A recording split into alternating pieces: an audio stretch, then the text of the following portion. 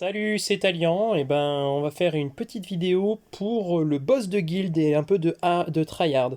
Voilà, parce que quand on regarde un peu là ce qui se passe en guild, je pense qu'il y a matière pour certaines à progresser, et notamment au niveau de la méthodo, je pense qu'il y a des choses tout le monde ne sait pas.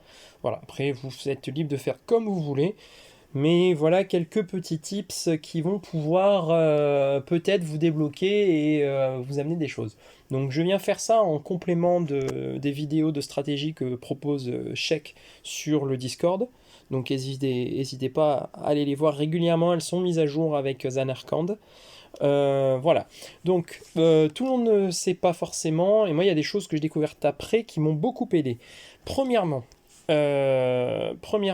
les choses au niveau du sanctuaire sacré, il faut savoir que au niveau de l'arbre monde, si vous voulez optimiser vos équipes pour le boss de guild, bah, le plus simple c'est déjà de mettre en lien d'âme les personnages qui correspondent aux stratégies les plus adaptées, les plus méta sur les boss de guild. Et après vous rajoutez d'autres incontournables. Voilà.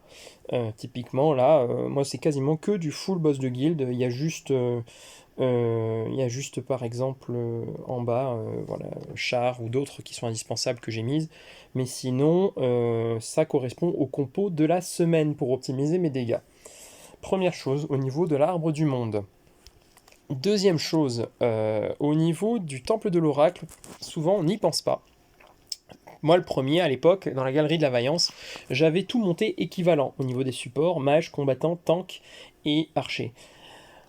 En fait, les meilleurs, ce sont les supports et de loin, donc toujours avoir la classe support au maximum de ce qu'on peut faire. Ça va booster Akachik, ça va booster Rista, ça va booster Mirage Clara et les Angela et ainsi de suite, qui sont indispensables dans le déroulement de la stratégie sur les boss de guild, dans les équipes.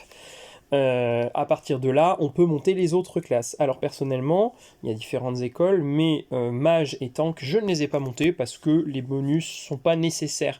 J'ai juste monté 25 pour avoir les 3 compétences, que ce soit en tank ou en mage. On peut reset avec des diamants pour refaire un bon équivalent. Moi à l'époque, j'avais tout monté pareil. Donc là, j'ai rattrapé support qui est bloqué parce que je peux pas aller plus haut pour l'instant. Je suis bloqué au niveau de la statue de l'aigle avec les archers, et je suis en train de monter combattant, mais j'essaye d'avoir toujours le support au maximum parce que ce sont les personnages qui vont le plus modifier vos dégâts sur le boss de guild. Voilà déjà des choses qu'on peut faire qui aident beaucoup, et vous allez voir, ça change énormément les résultats. Ensuite, concernant le boss de guild, qui change. Donc aujourd'hui, je ferai une vidéo test, une deuxième vidéo sur comment faire en petit niveau. Sur le boss du jour, le jeudi, premier de la semaine, comment tryhard. Déjà, vous voyez dans contribution, si vous allez dans contribution d'aujourd'hui, vous avez les compétences, les équipes qui ont été faites par les meilleurs scoreurs du jour, et avec le petit replay pour ceux qui ont amélioré leur record du jour et leur stratégie. Donc là, on a quelqu'un qui a déjà fait ses 3 essais. Personnellement, j'ai fait mon premier essai et j'ai réussi à améliorer dès aujourd'hui. On voit que Erit est dans Mugar. Et il me reste 2 essais. Donc, mon premier essai est ici. À savoir que on a ces 3 défis. Comment faire dans le protocole? Déjà, quand on fait vider, ça nous rappelle notre meilleur score qui est enregistré. Donc là, 1 51 424. Il faut donc regarder les multiplicateurs. Donc sur le boss du jour, je suis à 345%. Donc il faut rajouter 100%, donc 445 pour pouvoir avoir une idée. L'idée, c'est de faire à la calculatrice. Sinon, vous avez sur le Discord un tableau qui vous donne par tranche les pourcentages faits par check.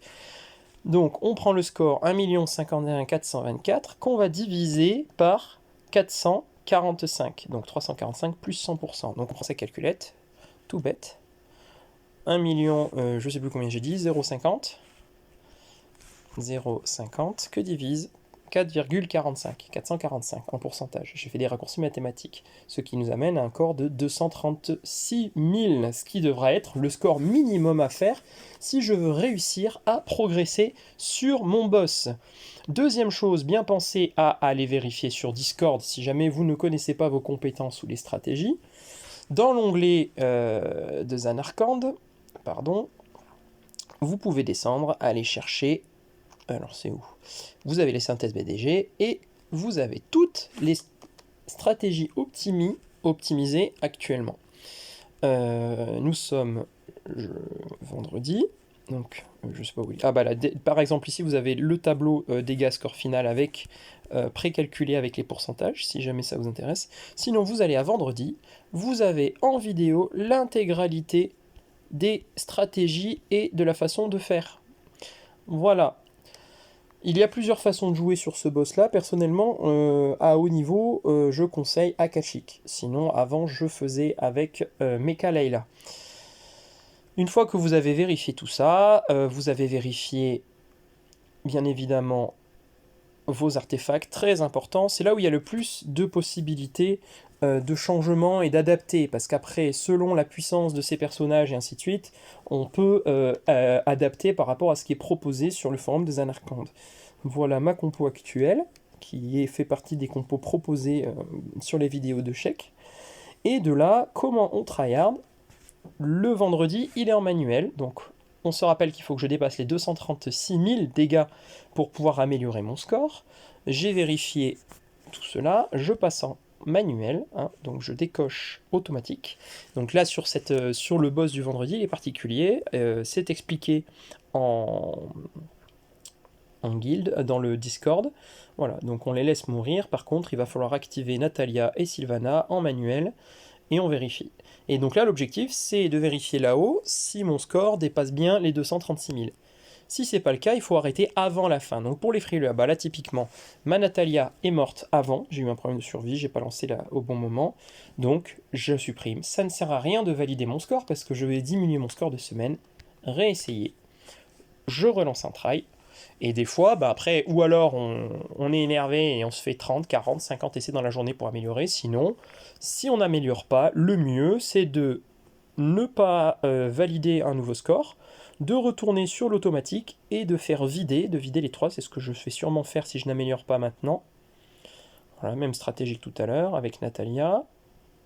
Là j'ai mis un petit problème, voilà, ça ne résiste pas. Il y a des fois, enfin là je sais pas trop, j'ai pas fait attention vraiment à la stratégie exactement. Voilà, tout à l'heure c'est passé du premier coup, j'ai fait une amélioration de score. On fait un dernier essai. De toute façon j'ai amélioré, donc je vais pas m'embêter à faire plus. Là je sais pas pourquoi, ça veut pas passer.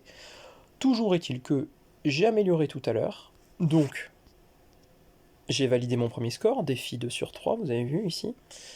Maintenant je fais vider au meilleur score qui a été fait tout à l'heure, explorer 2 fois, et j'ai pu valider mes scores du jour sur la base de mon nouveau record. Ce qui me permet de faire un score plutôt sympathique. Alors je suis pas au niveau d'Airit, mais presque. Voilà un peu pour un try bien réussi, sachant que il vaut mieux ne pas valider que d'éviter le fail. Voilà, et de bien penser à faire ces 3 essais tous les jours pour réussir. C'était une petite vidéo sur le tryhard. J'en ferai éventuellement une deuxième avec un compte moins élevé, puisque là effectivement par rapport aux compositions proposées sur le Discord par chèque, j'ai un compte bien avancé qui me permet de faire exactement les compositions et après de tâtonner, parce que j'utilise pas forcément toujours les mêmes artefacts, parce que des fois ça marche, des fois ça marche pas, des fois ça résiste, des fois ça résiste pas.